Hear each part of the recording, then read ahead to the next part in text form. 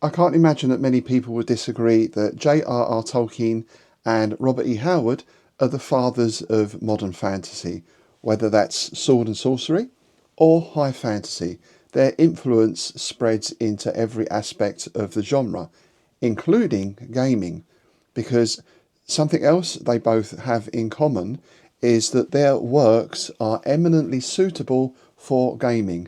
Now, that might be a small scale D&D type game. We can think of going into Shelob's Lair or stories like the Tower of the Elephant, or it could be skirmish games all the way up to huge scale battles like the Siege of Helm's Deep or the huge battle at the end of Hour of the Dragon. It's only natural then that wargamers would look to both for inspiration, and that was certainly true of us back in the day when we started playing huge scale tabletop Lord of the Rings based wargames. So today on Dragon's Teeth, we're looking at my return to Middle Earth.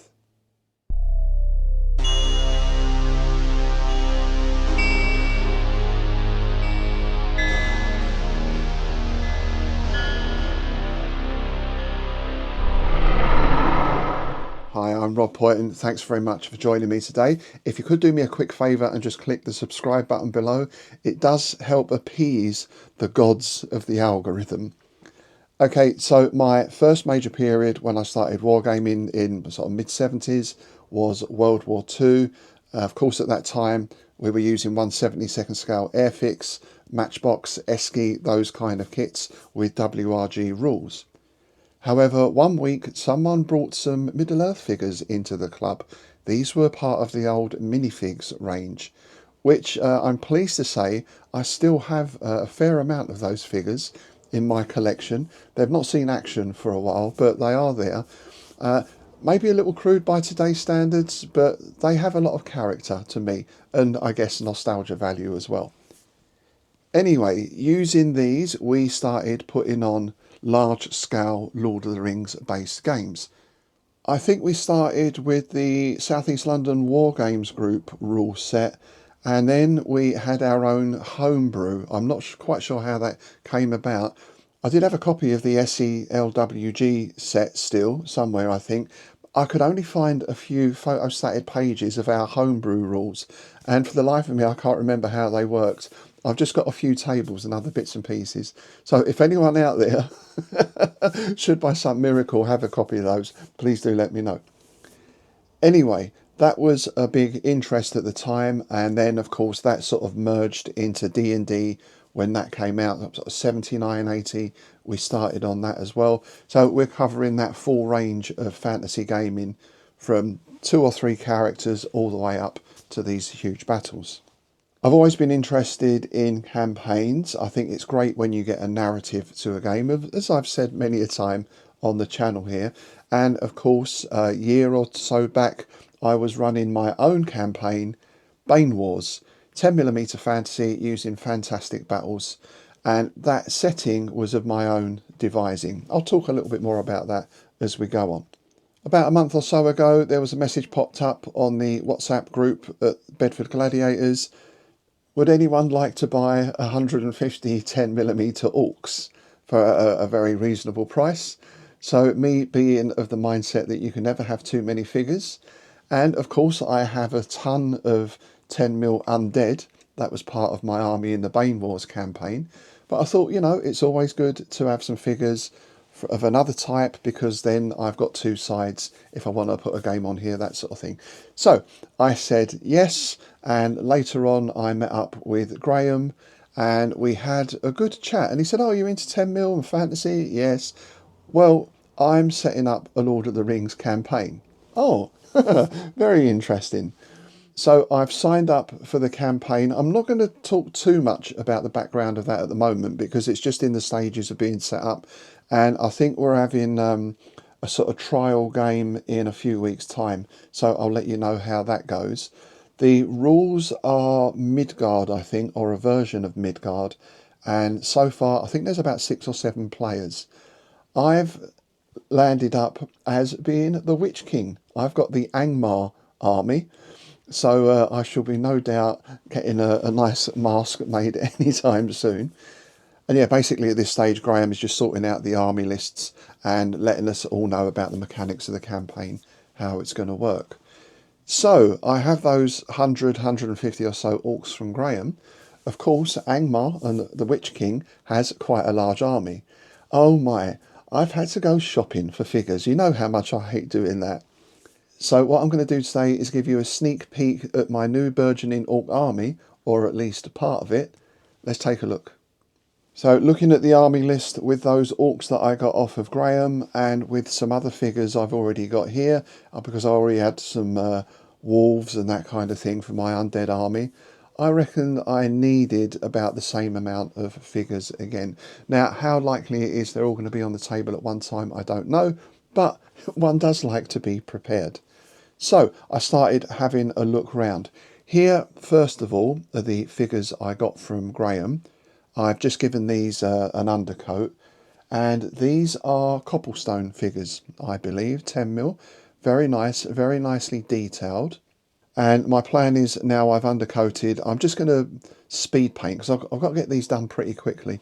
I've got about 2 or 3 weeks to get them painted and based. And in that time, I'm also organising the Innsmouth Literary Festival and getting my Innsmouth game ready for Hereward up at Peterborough in a couple of weeks. So I'm just going to give these a pretty quick paint. They're not going to be hugely detailed. Now, I also needed some character figures. Of course, I needed a Witch King, and I wanted to pad the units out with some other figures as well, particularly Warg Riders. Needed to get some of those. And Graham was saying he didn't have a good Balrog figure.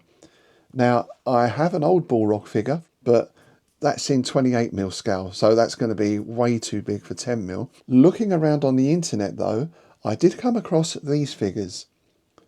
These are from MGS Minis. They're 3D prints, and these are straight out of the box. As you see, they've got a lot of the supports on them, which I've since cut away. They were very easy to break out of the supports, and these have now been undercoated. But again, as usual with 3D print, lovely detail, very nicely done. My only slight qualm is with the Wraith on the Nazgul. That's quite a large figure. The wings feel a little bit flimsy, so I'm going to have to be very careful transporting that figure and using it. But I think you'll agree, that's a magnificent Nazgul. As soon as I saw that, I had to have it.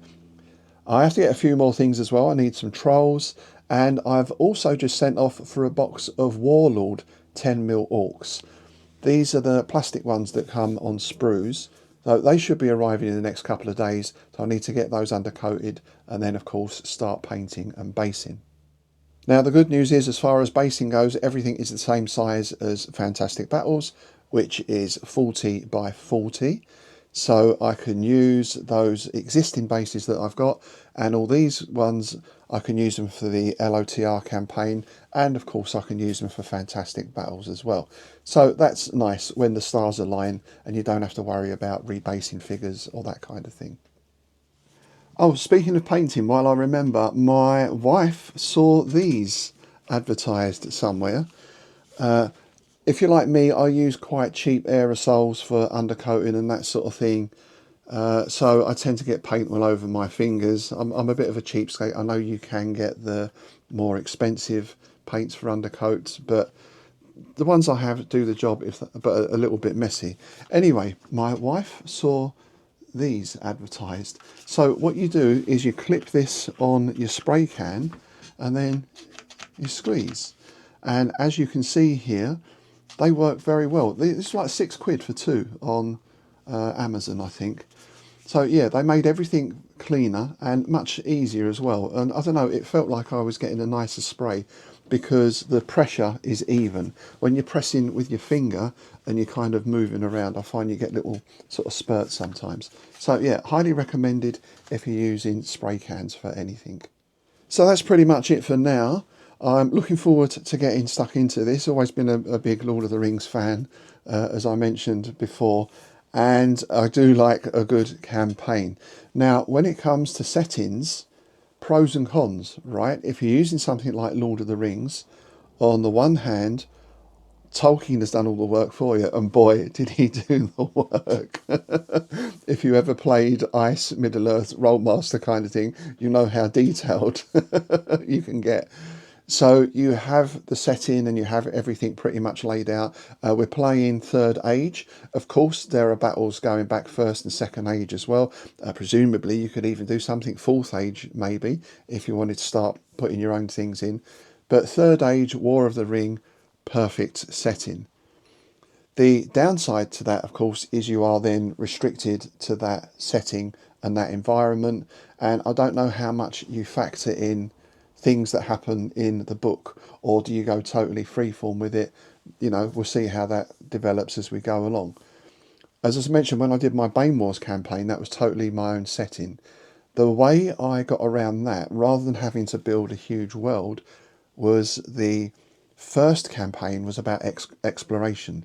So it was a little bit contrived in that all of the tribes circled this desolated area known as the Bane, and they're all sending in units and troops to investigate this area to discover things. They're finding ruined temples and old castles and artifacts. So it was kind of made up as we went along. I didn't have to fill in all the detail at the start.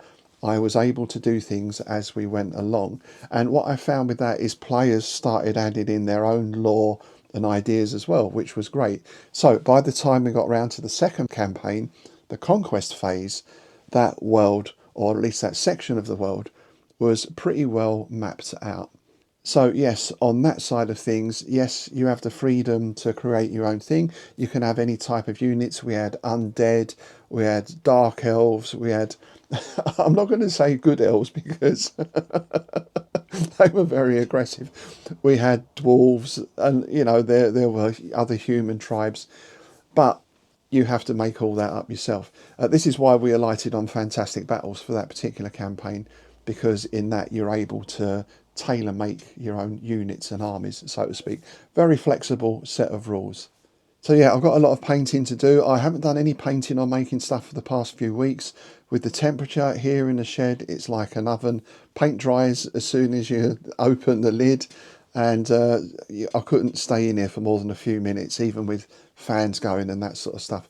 Just way too hot. So now it's cooled down a bit. I'm going to get in here this week, start painting those orcs, and also do a bit more of my Innsmouth build for Hereward. If you're coming to Hereward, then do pop along and say hello. If you want to join in the Innsmouth game, then you'd be most welcome. We're using my We Want the Gold rules. It's very fun, easy system to get into, and it's as much about your interaction with the other players as it is what's going on the table kind of thing. So lots of backstabbing fun to be had by all. Okay, that's it for today. As always, I do look forward to hearing your comments, questions and suggestions. Please do let me know if you've played in any Lord of the Rings campaigns, particularly miniature based. What rules did you use? How did they go?